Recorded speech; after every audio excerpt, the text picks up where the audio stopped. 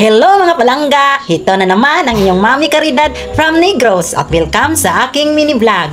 Halina't samahan ninyo ako sa aking mga munting kwento dito sa aming tahanan. Noong nakaraang araw mga palangga ay binilad ko sa araw yung alamang na dala ng asawa ko para gawing kalkag. At ito na nga mga palangga ay sinahog ko na siya sa luto kong fried rice para may makain ang apo ko na papasok na sa school. Ito na rin nga mga palangga ang recycled paso natin na gawa sa lumang tuwalya na nagawa ko kahapon. Tuyo na nga iyan at pwede nang pinturahan. Yung pintura na ginamit ko ay yung lumang pintura namin dito. Puti nga yung pintura mga palangga. Pero iwan ko ba, pagpahid ko ay nagiging blue. Hindi ko nga nagustuhan ang outcome ng kulay niya mga palangga.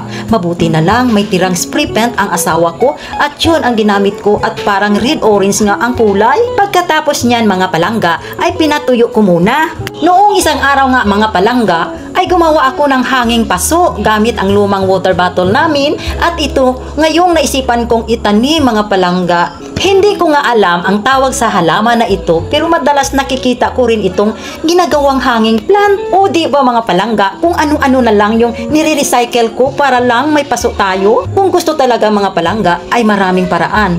Ang kailangan lang madiskarte tayo. At dito ko na rin sinabit sa bakura namin malapit sa gate mga palangga. Nung hapon nga mga palangga ay oras na ihatid yung babae kong apo sa school niya. Mabuti na lang at hindi busy ang asawa ko at naihatid kami sa school.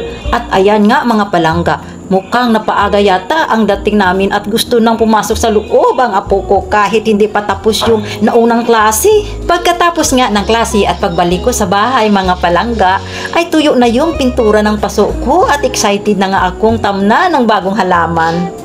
Dito ko nga yan inilagay sa may harap ng pintuan namin. Kung mahilig nga kayo magtatanim ng mga halaman kagaya ko at medyo kapos sa budget pambili ng maraming paso, try nyo rin ang ganitong recycled paso mga palangga. Siguradong magtatagal yan, matibay na at makakatipid. Yung mga nauna ko ngang nagawang recycled paso gamit ng lumang tuwalya at t-shirt namin ay nandito pa rin mga more than 5 years na yata mga palangga. Ganun siya katibay at hanggang ngayon nandito pa rin siya.